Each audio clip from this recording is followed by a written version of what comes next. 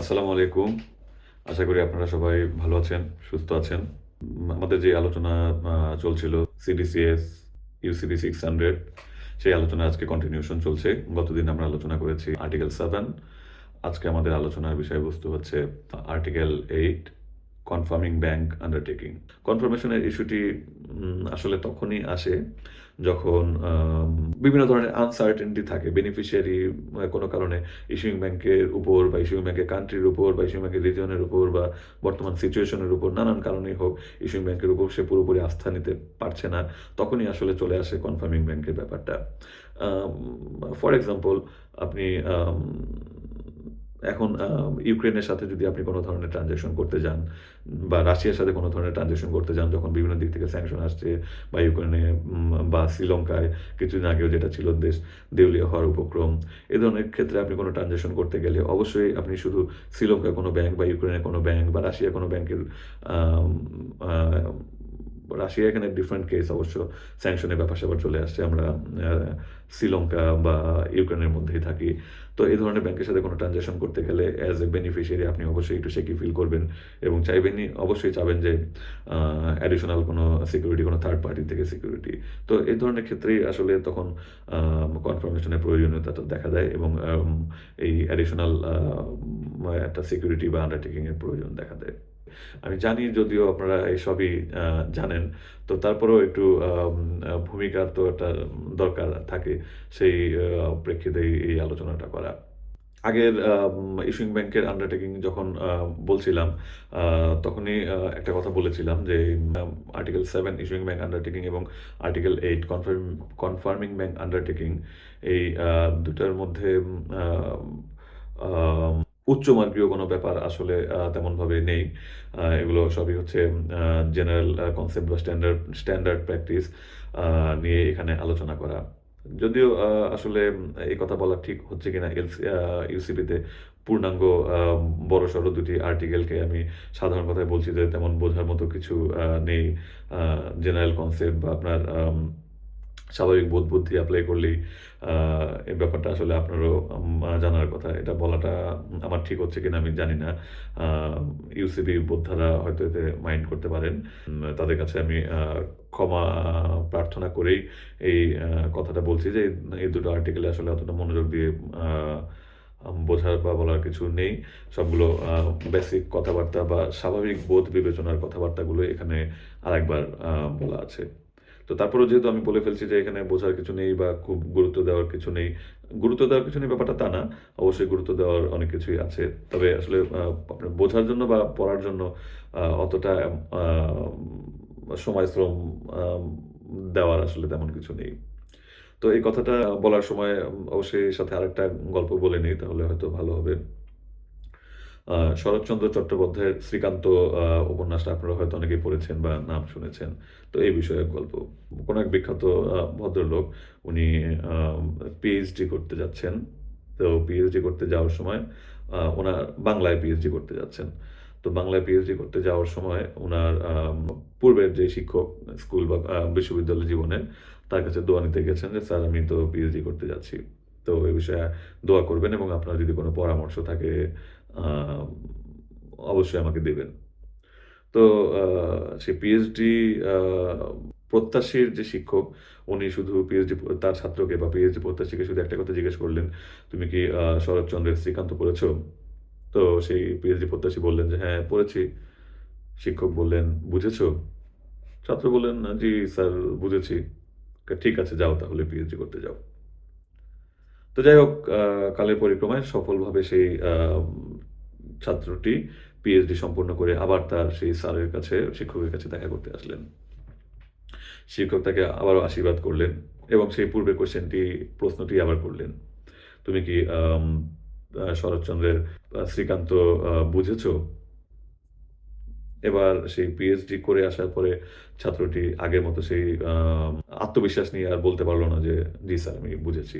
PhD করতে যাওয়ার আগে যতটা আত্মবিশ্বাস নিয়ে বলে গিয়েছিল, "জি স্যার আমি পড়েছি এবং বুঝেছি।" পিএইচডি করে আসার পরে যেটা হলো, সে তার ওই আত্মবিশ্বাস নিয়ে বলতে পারল না যে, "স্যার আমি শ্রীকান্ত সম্পূর্ণ বুঝেছি।" তো আসলে আমি যেই জায়গা থেকে বলছি যে বলছি বা বলেছি বা হয়তো আরো ২-১ বার বলব যে এই আর্টিকেলটা অতটা বোঝার কিছু নেই, অতটা পড়ার কিছু নেই। আ দয়া করে আপনারা ধরে নিবেন। আ আমি যখন এই ধরনের কথাগুলো আ হালকা কথাগুলো বলছি, তখন ধরে নিবেন যে আমার অবস্থান হচ্ছে আসলে সেই পিএইচডি প্রত্যাশী ছাত্রের মতো। পিএইচডি যারা করে ফেলেছেন তাদের কাছে হয়তো শুনতে খারাপ লাগে বা আমিও যখন পিএইচডি করে ফেলবো তখনও আমি হয়তো এতটা আত্মবিশ্বাস নিয়ে বা এতটা সহজভাবে কথাগুলো বলব না। তো যাই হোক তার আগ পর্যন্ত পিএইচডি প্রত্যাশী স্টেজে যখন আছি তখন আপনারা আমার এই কথাটুকু ধরে আগাতে পারেন। সাথে আরেকটা কথা বলে নেই। আমার এই ভিডিওগুলোকে অবশ্যই আপনারা আ দেখবেন। অবশ্যই মূল কোর্স হিসাবে দেখবেন না। যখন কোথাও পার্টিতে যান বা বুফে খেতে যান দেখবেন যে অনেক রকমের এখানে খাবারের আয়োজন থাকে। মূল কোর্স, অ্যাপেটাইজার, ডেজার্ট। তো দেখা যায় যে আমরা মূল কোর্সে যাওয়ার আগে ছোটখাটো অ্যাপেটাইজার দিয়ে আমরা আ সেই বুফেটা শুরু করি বা খাবারটা শুরু করি। তারপরে এতগুলো খেয়ে আবার একটু ডেজার্ট দিয়ে আমাদের খাবার শেষ করি। আমার এই কোর্সটাকে আপনাদের কাছে অনুরোধ থাকবে। অবশ্যই আপনারা এটাকে দেখবেন মূল কোর্স হিসাবে না, মেইন খাবার হিসাবে না। এটাকে আপনারা দেখবেন অ্যাপেটাইজার হিসাবে। খাবেন, ক্ষুধাটা একটু চাঙ্গা করবেন। তারপর হয়তো আরো কোনো বিশেষজ্ঞের কাছ থেকে আপনারা আম আ ভালোমতো পরামর্শ নিবেন মূল কোর্স হিসাবে বা নিজেরা ভালোমতো পড়ে নিবেন। এই কোর্সটাকে অবশ্যই আপনারা দেখবেন শুধু জাস্ট ফর রেফারেন্স অনলি এবং অ্যাপেটাইজার হিসাবে এবং আ তারই পরিপ্রেক্ষিতে যে ভুল ত্রুটিগুলো বা আমার যে অজ্ঞতাগুলো এখানে আছে সেগুলোকে ক্ষমাসুন্দর দৃষ্টিতে দেখবেন। তো তারপর আমরা যেহেতু আজকে আগেই বলেছি যে বোঝা বা আলোচনা করার খুব বেশি কিছু নেই। লেকচার 7 বুঝে থাকলে আর্টিকেল 7 বুঝে থাকলে আর্টিকেল 8 আ একদম মোর অর লেস সেম 80% বা 90% সেম কথাবার্তাই। এজন্য আগে এত বিশাল একটা ভূমিকা দিয়ে নিলাম। ভূমিকা মোটামুটি শেষ। এখন রাজনীতিবিদদের মতো বলতে চাই যে আমার এই আলোচনায় আমি আর কথা বাড়াবো না। জাস্ট ২ টি কথা বলে আলোচনা শেষ করব। তো যেহেতু আজকে কথা আমার ২ টি এজন্য ভূমিকাটা একটু বড় নেওয়া গেল বা নিলাম। এখন বাকিটুকু আমরা অল্প আলোচনায় শেষ করব। আর্টিকেল 7 এবং আর্টিকেল 8 এর মধ্যে যেটা বললাম যে 80-90% সেম কথাবার্তা। এগুলো আমি এখন আপনাকে পাশাপাশি স্লাইডে দেখাচ্ছি। দেখলে আপনারা বুঝবেন যে এই সেম কথাগুলোই এখানে কন্টিনিউ করেছে। অল্প কিছু অংশ শুধু এখানে অ্যাডিশনাল আছে কনফার্মিং যেটা only for confirming only applicable for confirming bank. বাকিগুলো মোর অর লেস সেম। কাজেই আপনি যদি ওইটা দেখে এসে থাকেন, আমি ধরে নিচ্ছি আপনি দেখেছেন এবং বুঝেছেন। আ এটা ধরে নিয়ে বাকিটুকু আলোচনা করেই আজকে শেষ করা যাবে।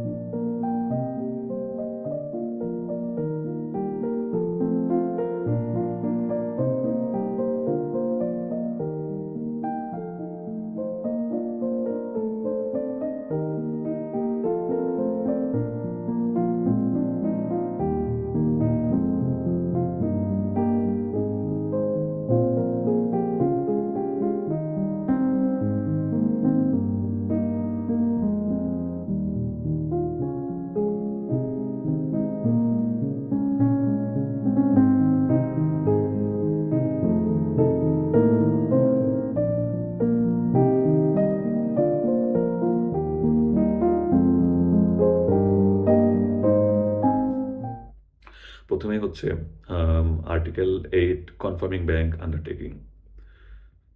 Point A, provided that the stipulated documents are presented to the confirming bank or to any other nominated bank and that they constitute a complying presentation, the confirming bank must এখানে আরেকটা কথা জাস্ট একটু বলে নেই। Issuing bank undertaking এবং confirming ব্যাংকের undertaking এর মধ্যে আরেকটা বেসিক যে ডিফারেন্সটা আছে তা হচ্ছে ইস্যুইং ব্যাংকের উপর এলসি অ্যাভেইলেবল অপশন বলেছি যে একটা শুধু হতে পারে সেটা হচ্ছে অনার ফাংশন। নেগোসিয়েশন ফাংশন কিন্তু ইস্যুইং ব্যাংকের উপর অ্যাভেইলেবল থাকে না। অনার ফাংশনের মধ্যে আপনার অবশ্যই মনে আছে যে অপশনগুলো আছে ৩ টি সাইড পেমেন্ট, ডেফার্ড পেমেন্ট এবং অ্যাকসেপ্টেন্স। এই ৩ টা মিলে যে অনার ফাংশন সেটাই শুধু ইস্যুইং ব্যাংকের জন্য অ্যাপ্লিকেবল। আর কনফার্মিং ব্যাংকের জন্য অ্যাডিশনাল আরেকটা জিনিস অ্যাপ্লিকেবল সেটা হচ্ছে অনার অ্যান্ড নেগোসিয়েশন। তার মানে যদি আমরা বলি অনার ফাংশনের আন্ডারে ৩ টি sight payment, acceptance, deferred payment এবং নেগোসিয়েশন ফাংশনের নেগোসিয়েশন ৪ টা অপশন আছে হচ্ছে কনফার্মিং ব্যাংকের সাথে অ্যাভেলেবল। তো এটুকু ধরে নিয়ে আমরা আবার আলোচনায় ফিরে যাচ্ছি। Provided that the stipulated documents are presented to the confirming bank or to any other nominated bank and they constitute a complying presentation, the confirming bank must honor. If the credit is available by সেই honour ফাংশনের আগে যখন বললো available by, অবশ্যই আপনি বুঝতে পারছেন ৩ টি অপশনই আছে। এ sight payment, deferred payment or acceptance with the nominated bank. Honour ফাংশনের আন্ডারে আছে ৩ টি option, sight payment, deferred payment or acceptance with the confirming bank. এখন তারপরে বলল পয়েন্ট এ এর 1 তার এ এবং বি। এবার বিতে বলছে sight payment with another nominated bank and that nominated bank does not pay. অন্য একটা নোমিনেটেড ব্যাংকের উপর সাইড পেমেন্ট অ্যাভেলেবল ছিল, সেই আগের এক্সাম্পলের মতো আমি বলেছি আমি পেমেন্ট দেব, না পারলে এবার আমার ভাইও এসে বলেছে যে ও না পারলে আমি দেব। তারপরে ভাইয়ের পরে আপনি আবার অন্য জায়গায় গেলেন নমিনেটেড ব্যাংকের কাছে, আদার নমিনেটেড ব্যাংক, তারা তার উপর সাইড পেমেন্ট অ্যাভেলেবল ছিল কিন্তু সে পেমেন্ট দিল না। তাহলে এখন আপনার যাওয়ার জায়গা কিন্তু হচ্ছে ২টি। চলে যাবেন কনফার্মিং ব্যাংকের কাছে। কনফার্মিং ব্যাংক যদি না দিতে পারে তখন আবার ইস্যুইং ব্যাংকের কাছে আসতে পারবেন। তো পয়েন্ট এ 1 এর বি বলছে sight payment with another nominated bank and that nominated bank does not pay. যদি না পেমেন্ট অ্যানাদার নোমিনেটেড ব্যাংকের উপর অ্যাভেলেবল সাইড পেমেন্ট অ্যাভেলেবল ছিল, সে পেমেন্ট দেয়নি, আপনি আবার কনফার্মিং ব্যাংকের কাছে আসতে পারবেন। তো আজকে এখন আমরা কনফার্মিং ব্যাংকের পরেও যে আপনার লাস্ট রিসোর্ট ইস্যুইং ব্যাংক ওই পর্যন্ত আর যাবো না। আজকে আমরা কনফার্মিং ব্যাংক আন্ডারটেকিং, আমরা কনফার্মিং ব্যাংক পর্যন্তই থামবো। আর সামনে ধরে নেব another nominated bank. Another nominated bank যদি তার নমিনেশন অনুযায়ী অ্যাক্ট না করে তাহলে আপনি আসবেন কনফার্মিং ব্যাংকের কাছে। কনফার্মিং ব্যাংক ফেল করলে আপনি ইস্যুইং ব্যাংকের কাছে যেতে পারবেন। এই আজকের আর্টিকেল আলোচনার জন্য আমরা ওই পর্যন্ত আর যাব না। আমরা ধরে নেব এই পাশে অ্যানাদার নোমিনেটেড ব্যাংক তার নমিনেশন অনুযায়ী অ্যাক্ট না করলে আপনি কনফার্মিং ব্যাংক পর্যন্ত আসবেন। এটুকু আছে আমি ধরে নেব। তো sight payment with another nominated bank and that nominated bank does not pay. যদি অ্যানাদার নোমিনেটেড ব্যাংক পে না করে অবশ্যই আপনি কনফার্মিং ব্যাংকের কাছে আসতে পারবেন। Deferred payment with another nominated bank and that nominated bank does not incur its deferred payment undertaking or having incurred its deferred payment undertaking does not pay at maturity. ওই issuing ব্যাংকের মতোই সেই আবারও another nominated ব্যাংকের কাছে deferred পেমেন্টে available ছিল, তার কাছে গিয়েছেন, সে ডেফার্ড পেমেন্ট আন্ডারটেকিংই দেয়নি অথবা আন্ডারটেকিং দিয়েছে ম্যাচুরিটিতে পেমেন্ট দেয়নি। বোথ কেসেই আন্ডারটেকিং না দিলেও আপনি আবার কনফার্মিং ব্যাংকের কাছে চলে আসতে পারছেন ডেফার্ড পেমেন্ট আন্ডারটেকিংয়ের জন্য, অথবা another nominated bank deferred payment undertaking দিয়েছে কিন্তু ম্যাচুরিটিতে পেমেন্ট দেয়নি, তখন আপনি আবার কনফার্মিং ব্যাংকের কাছে চলে আসবেন পেমেন্টের জন্য। ইস্যুইং ব্যাংক আন্ডারটেকিংয়ের ব্যাপারটা যদি মনে থেকে থাকে আপনি নিশ্চয়ই জানেন। এর পরের পয়েন্টটি হচ্ছে acceptance with another nominated bank and that nominated bank does not accept A draft ড্রন on it or having accepted a draft drawn on it does not pay at maturity. Deferred পেমেন্টের মতোই অ্যাকসেপ্টেন্সটাও সেই একই কথাই বলছে, শুধু ড্রাফট থাকা এবং draft না থাকা যে ডিফারেন্সটা অ্যাকসেপ্টেন্স এবং ডেফার্ড পেমেন্টের মধ্যে সেটুকু মাথায় রেখে বলা যায়। এবার acceptance available with another nominated bank ছিল অ্যাকসেপ্টেন্সে, কিন্তু সে ড্রাফটই অ্যাকসেপ্ট করেনি, আপনি কনফার্মিং ব্যাংকের কাছে চলে আসবেন। বা সে ড্রাফটে অ্যাকসেপ্ট করেছে কিন্তু ম্যাচুরিটিতে পেমেন্ট দেয়নি, চলে আসতে পারবেন আপনি কনফার্মিং ব্যাংকের কাছে আপনার দাবি দাওয়া নিয়ে। তো এগুলো যেহেতু ইস্যুইং ব্যাংকের সাথে অলমোস্ট সেম এক্সপ্লেনেশন, কাজে আমি আর খুব বেশি ডিপে যাচ্ছি না। আমি যেহেতু ভূমিকাটা এত বড় নিয়েছি, আগেই বলেছি রাজনীতিবিদদের মতো বেশি কথা বাড়াবো না, 2টি কথা বলে শেষ করব। তো আমি এই জন্য ওইটা শুনেছেন বা জেনেছেন ধরে নিয়ে আমি এগিয়ে যাচ্ছি। এর পরের অপশনটি হচ্ছে E, negotiation with another nominated bank and that nominated bank does not negotiate. Another nominated ব্যাংকের কাছে সাইড পেমেন্ট ছিল, সে দেয়নি, চলে আসতে পারবেন কনফার্মিং ব্যাংকের কাছে। অ্যানাদার নোমিনেটেড ব্যাংকের কাছে ডেফার্ড পেমেন্ট অ্যাভেলেবল ছিল, সে ডেফার্ড পেমেন্ট আন্ডারটেকিং দেয়নি বা ডেফার্ড পেমেন্ট আন্ডারটেকিং দিয়েছে ম্যাচুরিটিতে পেমেন্ট দেয়নি, কনফার্মিং ব্যাংকের কাছে চলে আসতে পারবেন। অ্যানাদার নমিনেটেড ব্যাংকের কাছে অ্যাকসেপ্টেন্স অ্যাভেলেবল ছিল, সে ড্রাফট অ্যাকসেপ্ট করেনি, কনফার্মিং ব্যাংকের কাছে চলে আসতে পারবেন, বা ড্রাফট অ্যাকসেপ্ট করেছে, ম্যাচুরিটিতে পেমেন্ট দেয়নি, কনফার্মিং ব্যাংকের কাছে চলে আসতে পারবেন। অ্যানাদার ব্যাংকের কাছে বাই নেগোসিয়েশন অ্যাভেলেবল ছিল, সে নেগোশিয়েট করেনি, কনফার্মিং ব্যাংকের কাছে চলে আসতে পারবেন। তো অ্যানাদার ব্যাংকে যেই অপশনগুলোই আ ছিল কিন্তু আপনি সার্ভিসটি পাননি, আপনি কনফার্মিং ব্যাংকের কাছে চলে আসতে পারবেন। এসবই হচ্ছে কনফার্মিং ব্যাংকের অনার ফাংশন। তো ইস্যুইং ব্যাংক এবং কনফার্মিং ব্যাংকের মধ্যে অ্যাডিশনাল যে কাজটি আছে বলেছিলাম, সেটা হচ্ছে আ negotiate without recourse if the credit is available by negotiation with the confirming bank. Issuing ব্যাংকের কাছে অ্যাভেলেবল ছিলই শুধু অনার ফাংশনগুলো, sight payment, deferred payment, acceptance. কিন্তু কনফার্মিং ব্যাংকের কাছে অনার ফাংশন এবং নেগোসিয়েশন ফাংশন দুটি অপশনই আছে। তো অ্যানাদার নমিনেটেড ব্যাংক যদি সেই অনার ফাংশন এবং নেগোসিয়েশন কোনোটাই না করে, আপনি কনফার্মিং ব্যাংকের কাছে আসতে পারবেন, কনফার্মিং ব্যাংক অনার করবে। অথবা কনফার্মিং ব্যাংকের উপরেই যদি নেগোসিয়েশনে অ্যাভেলেবল থাকে, আপনি সরাসরি কনফার্মিং ব্যাংকের কাছেই নেগোসিয়েশনের জন্য আসতে পারবেন। তো এটাই হচ্ছে ইস্যুইং ব্যাংকের উপর অ্যাভেলেবল ফাংশনের চেয়ে কনফার্মিং ব্যাংকের উপর অ্যাভেলেবল ফাংশনের আরেকটি অ্যাডিশনাল পয়েন্ট।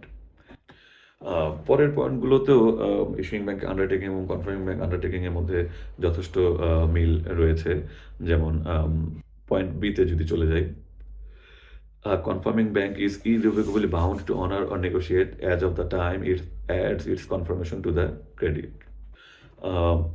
ইস্যুইং ব্যাংক এলসিটি ইস্যু করে দেওয়া মাত্রই কিন্তু আসলে ইস্যুইং ব্যাংকের লায়াবিলিটি ক্রিয়েট হয়ে যাচ্ছে। আর কনফার্মিং ব্যাংকের লায়াবিলিটিটা ক্রিয়েট হচ্ছে কখন? ফর এক্সাম্পল, ইস্যুইং ব্যাংক একটি এলসি ইস্যু করে দিল যে কনফার্ম বলে। এখানে আপনার ইস্যুইং ব্যাংক এলসি ইস্যু করার সময় কনফার্মেশনের যেই অপশনগুলো, এখানে ৩টি অপশন আছে। কনফার্ম, মে অ্যাড, উইদাউট। কনফার্ম মানে ইস্যুইং ব্যাংক আগে থেকে এলসি ইস্যু করার সময়ই কনফার্ম করে দিচ্ছে যে এলসিটি কনফার্ম হবে। কনফার্মিং ব্যাংকের সাথে ইস্যুইং ব্যাংকের ওই ধরনের অ্যারেঞ্জমেন্ট থাকার পরেই এলসিটি সাধারণত ইস্যু করা হয়। এটাকে বলা যায় যে ইস্যুইং ব্যাংক এলসিটি ইস্যু করার সময়ই কনফার্মিং ব্যাংককে রিকোয়েস্ট করে দিচ্ছে যে তুমি কনফার্মেশন দিও। শুধু রিকোয়েস্ট না, আগে দ্বিপাক্ষিক আলোচনার পরেই আসলে এ ধরনের রিকোয়েস্টই হয়ে থাকে এবং সাধারণত কনফার্ম করেও থাকে। এটাকে বলা যায় ইস্যুইং ব্যাংকের রিকোয়েস্ট টু কনফার্ম। দ্বিতীয় অপশনটি হচ্ছে মে অ্যাড। তো যখন এলসি ইস্যু করা হচ্ছে, তখনই এলসিটা কনফার্ম হিসেবে ইস্যু করা হচ্ছে না। কনফার্মিং ব্যাংক অথরাইজেশন দিয়ে দিচ্ছে যে যদি প্রয়োজন হয়, যদি বেনিফিশিয়ারি রিকোয়েস্ট করে, তুমি কনফার্ম করতে পারো। প্রথম যেটা বললাম যে কনফার্ম, মে অ্যাড এবং উইদাউট। কনফার্ম এলসিটা ইস্যুইং ব্যাংক প্রথম থেকেই রিকোয়েস্ট করে দিচ্ছে যেটা কনফার্ম। ২ পক্ষে আলোচনা করে আগে বলে দিচ্ছে এটা কনফার্ম এবং সেই অনুযায়ী সাধারণত কনফার্মিং ব্যাংক কনফার্মেশন দিয়ে থাকে। মে অ্যাডে হচ্ছে ইস্যুইং ব্যাংক অথরাইজেশন দিয়ে থাকে, কিন্তু রিকোয়েস্টটা আসতে হয় বেনিফিশিয়ারির কাছ থেকে, কনফার্মিং ব্যাংকের কাছে। ইস্যুইং ব্যাংক অথরাইজ করে দিল যে যদি ও চায়, বেনিফিশিয়ারি যদি চায়, তুমি কনফার্ম করে দিও। তো তারপর যদি বেনিফিশিয়ারি চায়, তখন মে অ্যাডটা কনফার্ম হতে পারে। আর উইদাউট তো কোনো কনফার্মেশনের কোনো অপশন নেই। কনফার্মিং ব্যাংক এবং বেনিফিশিয়ারি মিলে একটা সাইলেন্ট কনফার্মেশন করতে পারে তারা তাদের ডিফারেন্ট অ্যারেঞ্জমেন্ট দিয়ে, যেটা অবশ্য ইউসিবির স্কোপের বাইরে। তো আমরা সেই স্কোপের বাইরেটা যাব না, আমরা ইউসিবির স্কোপেরটুকু নিয়ে আলোচনা করব। তো মে অ্যাডে বেনিফিশিয়ারি রিকোয়েস্ট করবে এবং কনফার্মিং ব্যাংক সাধারণত অ্যাকসেপ্ট করবে। তবে অ্যাকসেপ্ট করবে কি করবে না, এটা কনফার্মিং ব্যাংকের ডিসক্রিপশন। এবং ইস্যুইং ব্যাংক অথরাইজ করুক আর রিকোয়েস্ট করুক, যখন কনফার্মিং ব্যাংক অ্যাকসেপ্ট করবে, তখন থেকে সেই এলসিটি কনফার্ম হবে এবং কনফার্মিং ব্যাংকের লায়াবিলিটি ক্রিয়েট হবে, এর আগে না। এরপর হচ্ছে point C. A confirming bank undertakes to reimburse another nominated bank that has honored or negotiated a complying presentation and forwarded the document to the confirming bank. Same পয়েন্টটা issuing bank undertaking এর ক্ষেত্রেও ছিল। Confirming bank another nominated bank, এখানে যে অপশনটা বারবার আসে another nominated bank, মানে ইস্যুইং ব্যাংক, তারপর কনফার্মিং ব্যাংক, তারপরে অ্যানাদার নমিনেটেড ব্যাংক থাকতে পারে। কনফার্মিং ব্যাংক যখন কনফার্ম করলো কোনো একটা এলসি, তখনও তার অব্লিগেশন কিন্তু 2 জায়গায় তৈরি হয়ে যাচ্ছে। এক, সরাসরি বেনিফিশিয়ারির কাছেও তার অব্লিগেশন তৈরি হয়ে যাচ্ছে, অথবা অ্যানাদার নমিনেটেড ব্যাংকেও তার অব্লিগেশন তৈরি হতে পারে যদি অ্যানাদার নমিনেটেড ব্যাংক তার নমিনেশন অনুযায়ী অ্যাক্ট করে থাকে। তো এখানেও তার অব্লিগেশন হচ্ছে ২ টা। যদি অ্যানাদার নমিনেটেড ব্যাংক তার নমিনেশন অনুযায়ী অ্যাক্ট করে থাকে, তাহলে কনফার্মিং ব্যাংক নমিনেটেড ব্যাংকে রিইম্বার্স করতে আ কমিটেড থাকে, অথবা যদি অ্যানাদার নমিনেটেড ব্যাংকে ফাংশন না থেকে থাকে, তাহলে সরাসরি বেনিফিশিয়ারিকেও আ সে পেমেন্টটা করতে পারে। তো এখানে এটাই বলেছে, "A confirming bank undertakes to reimburse another nominated bank that has honored or negotiated a complying presentation and forwarded the documents to the confirming bank. Reimbursement for the amount of a complying presentation under a credit available by acceptance or deferred payment is due at maturity." যদি another nominated bank deferred payment undertaking দিয়ে থাকে অথবা acceptance দিয়ে থাকে, সেটা payment দেওয়ার issue আসবে ম্যাচুরিটিতে, এবং ম্যাচুরিটিতে অ্যানাদার নমিনেটেড ব্যাংক পেমেন্ট দিলেই কনফার্মিং ব্যাংকের অব্লিগেশন আসবে সেই অ্যানাদার নমিনেটেড ব্যাংকে রিইম্বার্স করা। তবে যদি অ্যানাদার নমিনেটেড ব্যাংক অ্যাকসেপ্টেন্স দিয়ে থাকে বা ডেফার্ড পেমেন্ট আন্ডারটেকিং দিয়ে থাকে ৩ মাস পরে, বা এলসির টেনর অনুযায়ী ২ মাস পরে, ৩০ দিন পরে, যাই হোক, যে এতদিন পরে পেমেন্টটা ম্যাচিউরড হবে। কিন্তু তার আগেই অ্যানাদার নমিনেটেড ব্যাংক এবং বেনিফিশিয়ারির মধ্যে কোনো অ্যারেঞ্জমেন্টের ফলে অ্যানাদার নমিনেটেড ব্যাংক বেনিফিশিয়ারিকে ম্যাচুরিটির আগেই কোনো পেমেন্ট দিয়ে দিয়েছে। তখন কিন্তু তার মানে এই না যে কনফার্মিং ব্যাংকের উপরেও অব্লিগেশন আসবে অ্যানাদার নমিনেটেড ব্যাংককে সেই ম্যাচুরিটির আগেই রিইম্বার্স করা। Another nominated bank deferred payment undertaking দেওয়ার পরে বা অ্যাকসেপ্টেন্সের পরে যাই করুক না কেন, কনফার্মিং ব্যাংক অ্যানাদার নমিনেটেড ব্যাংককে পেমেন্ট করবে only at maturity. Reimbursement for the amount of a complying presentation under a credit available by acceptance or deferred payment is due at maturity, whether or not another nominated bank prepaid or purchased before maturity. তারপর third সেন্টেন্সটিতে বলছে, confirming bank's undertaking to reimburse another nominated bank is independent of the confirming bank's undertaking to the beneficiary. যেটা আমরা আগেই বলে ফেলেছি, another nominated bank রিইম্বার্স করার আন্ডারটেকিংটা হচ্ছে confirming ব্যাংকের আলাদা আরেকটা undertaking, in addition to confirming bank's undertaking to the beneficiary. পরের পয়েন্টে চলে যাই। If a bank is authorized or requested by the issuing bank to confirm a credit but is not prepared to do so, it must inform the issuing bank without delay and may advise the credit without confirmation. Issuing bank confirming ব্যাংককে request করলো বা authorize করলো confirm করার জন্য, কিন্তু confirming bank এই মুহূর্তে confirm করতে প্রস্তুত নয়। তো সে অবশ্যই ইস্যুইং ব্যাংককে সেটা উইদাউট ডিলে জানিয়ে দেবে যে, "না ভাই, আমি তোমার সাথে এখন প্রেম করতে পারবো না বা এখন বিয়ে করতে পারবো না।" তো যাই হোক, আপনি তাকে বসিয়ে রাখবেন না, অপেক্ষায় রাখবেন না যে আম সময় সুযোগ হলে প্রেম করব, যদি ও রাজি না হয় তাহলে তোমার সাথে প্রেম করব।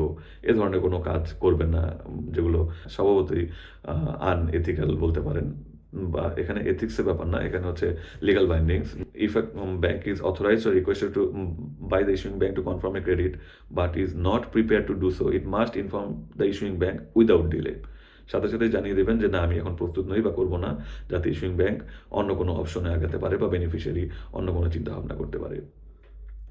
এবং যদি কনফার্মেশনের করতে প্রিপেয়ার্ড না থাকেন, ইস্যুইং ব্যাংকে জানিয়ে দেওয়ার পর বেনিফিশিয়ারিকে এলসিটা উইদাউট কনফার্মেশনই আপনি অ্যাডভাইস করে দিতে পারেন। তো এই হচ্ছে আজকে আমাদের মোটামুটি আলোচনা। তো আজকের টোটাল ব্যাপারটা, ইস্যুইং ব্যাংক নিয়ে এত ডিটেইল আলোচনা করার পরে আজকে কনফার্মিং ব্যাংক নিয়ে আ আসলে ডিটেইল অত আলোচনা করার কিছু ছিল না। তবে সেই যে রাজনৈতিক ব্যক্তিত্বের কথাই মনে পড়ে গেল। আমি আমার কথা বাড়াবো না। ২ টি কথা বলেই শেষ করব। তো সেই ২ টি কথা বলতে গিয়েও আসলে দেখা যায় যে ঘন্টাখানেক পার হয়ে যায় রাজনৈতিক নেতাদের।